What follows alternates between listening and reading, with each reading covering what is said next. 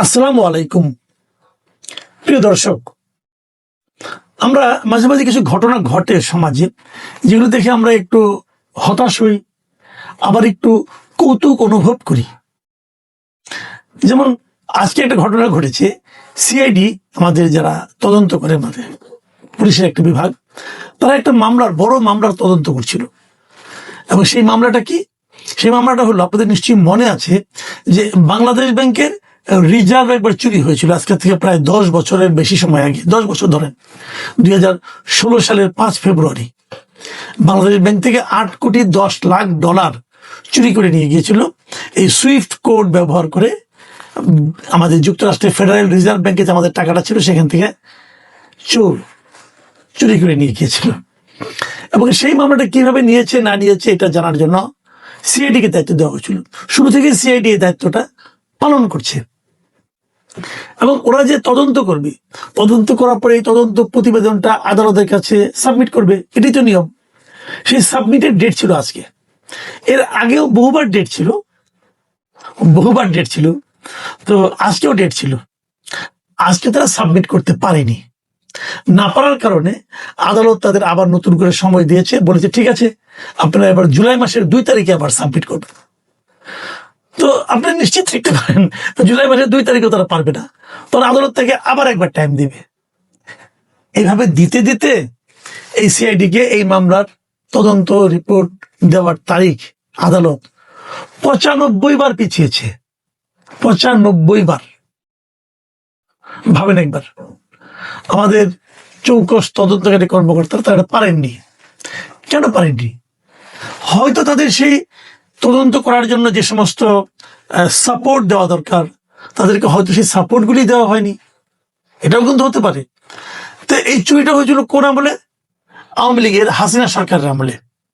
এবং তখন এই ঘটনার প্রেক্ষিতে ওই সময় যিনি বাংলাদেশ ব্যাংকের গভর্নর ছিলেন, মিস্টার আতিউর রহমান, তার কিন্তু তেমন কিছু হয়নি। উনি পুরো হাসিনার আমলে প্রকাশ্যে মোটামুটি ভাব গাম্ভীর্য নিয়েই ঘুরে বেরিয়েছেন, কোনো দায়িত্বও উনি নেননি। তো জনগণের টাকা গেছে, কার কি গেছে? সরকারের তো কোনো লস নাই, জনগণের টাকা, জনগণ বুঝবে। সেই টাকা চলে গিয়েছিল ফিলিপিন্সে সেখানে জোয়ার একটা ক্যাসিনোতে গিয়েছিল। যাই হোক, সেখান থেকে কিছু টাকা যে উদ্ধার হয়নি একদম তা না, অল্প কিছু টাকা উদ্ধার হয়েছিল। সেখান থেকে প্রায় $1.5 কোটি মতো উদ্ধার হয়েছিল, কিন্তু এখনো $6,64,00,000 এখনো উদ্ধার হয়নি। সেটা উদ্ধারের জন্য যুক্তরাষ্ট্রে মামলা হয়েছে, মামলা আবার উঠিয়ে নেওয়া হয়েছে, আবার মামলা হচ্ছে, নানা কিছু হচ্ছে এখন পর্যন্ত।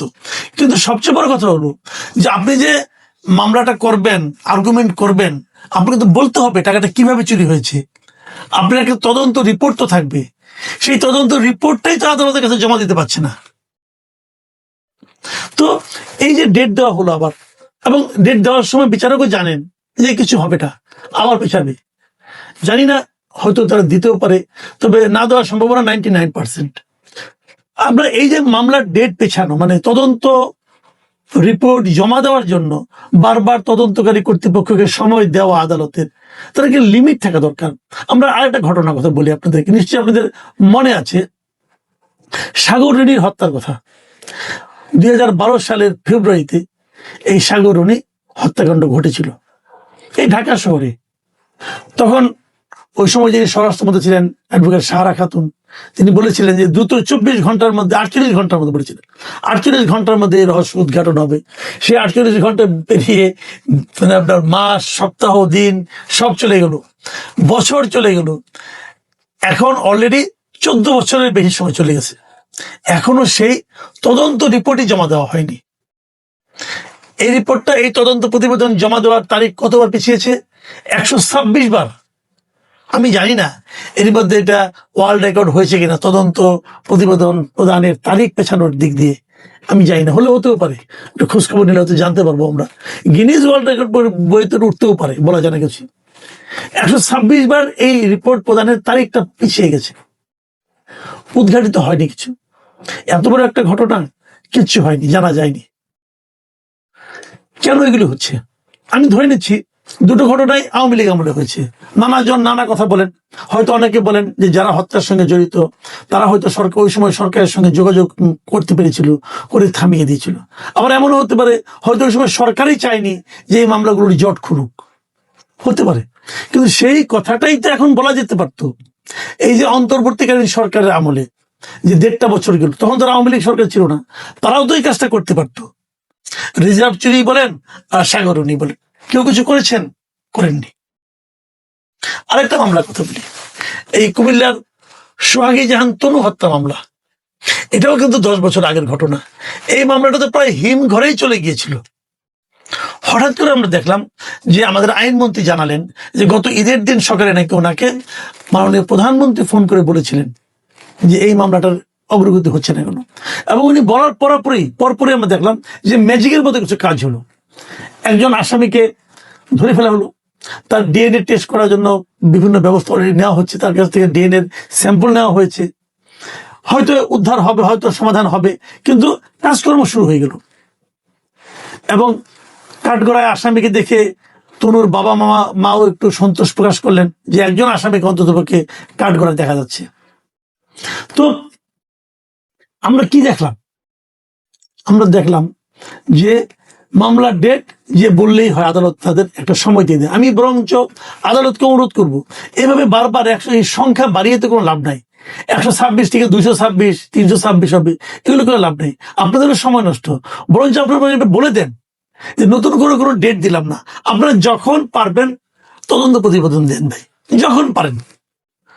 দিনের সিআইডি কে অথবা এনএফডি, পিআইপি, পিবিআই আছে, এদেরকে বলে দেন ভাই আপনার যখন আপনার মন খুশি লাগে, যখন আপনারা পারেন, তখন দয়া করে তদন্ত প্রতিবেদনটা জমা দেন। ডেট দিয়ে বারবার একটা ডেট দেওয়া হয়, ডেট রাখা হয় না, আবার ডেট দেওয়া হয়, আবার এভাবে 126-27 বার করে পিছাইয়া, এটা শুনতেও খারাপ শোনা যায়। বারবার পত্রিকায় নিউজ আসে 123তম বার মতো পিছালো, 125তম পিছালো, এটা শুনতেও খারাপ লাগে। কি দরকার? বরঞ্চ এরকম একটা ডেট দিয়ে দেন। আর দ্বিতীয় যে কথাটা আমি বলতে চাই, এটা হলো, দেখেন তনু হত্যা মামলা কিন্তু এখনো কিছু অগ্রগতি হতো না যদি প্রধানমন্ত্রী আগ্রহ প্রকাশ না করতেন। তার মানে প্রধানমন্ত্রী আগ্রহ প্রকাশ করলে পর যদি হয়, তাহলে আমরা কি বুঝবো? আমরা বুঝবো যে এটার অগ্রগতি হওয়া সম্ভব। অগ্রগতি হওয়া সম্ভব, কিন্তু হচ্ছে না কোনো একটা কারণে। যেই না মাত্র প্রধানমন্ত্রী বলেছেন, সেই মাত্র যে কারণে অগ্রগতি হচ্ছিল না সেই বিষয়টা থেমে গেল, তার মানে অগ্রগতি হওয়া শুরু করলো। তো রাষ্ট্রের সর্বোচ্চ ব্যক্তি কি সব মামলার ব্যাপারে বলবেন? তার আর কোনো কাজ নাই? এই প্রশ্নটা কিন্তু আসবে। কিন্তু পাশাপাশি আমরা এটাও ঠিক যে কিছু কিছু মামলা, যেমন সাগরণী হত্যা মামলা অথবা বাংলাদেশ ব্যাংকের রিজার্ভ উদ্ধারের মামলা, এটার তদন্তরা তাড়াতাড়ি শেষ করার জন্য আমি মনে করি একটা তাগাদা আমাদের প্রধানমন্ত্রী তারেক রহমান দিতে পারেন। যদি দেন, ব্যাংকে টাকাটা উদ্ধার হলে কি হয়? টাকাটা তো আমাদের দেশেই ফেরত আসবে। অথবা তদন্তটা তো আমরা জানতে পারলাম কার কারণে, কে অপরাধী। এই ব্যাপারে আমি বিশেষ করে আমি প্রধানমন্ত্রীর দৃষ্টি আকর্ষণ করছি যে আপনি প্লিজ, সামনে আরেকটা ঈদ আছে, সেই ঈদের দিন আবার একটা তাগাদা দেন যে এই দুইটা মামলা তোমরা কি করলা ভাই, আমি জানতে চাই। সাগরণীটা জানতে চাই, এবং আমাদের ব্যাংকের টাকা কার কারণে, কার দোষের কারণে, কার গাফিলতির কারণে চুরিটা হলো, সেটাও জানতে চাই। কারণ তার একটা দৃষ্টান্তমূলক বিচার হওয়া দরকার। প্রিয় দর্শক, আমরা জানি না কি হবে, তবে আমাদের প্রত্যাশা থাকবে।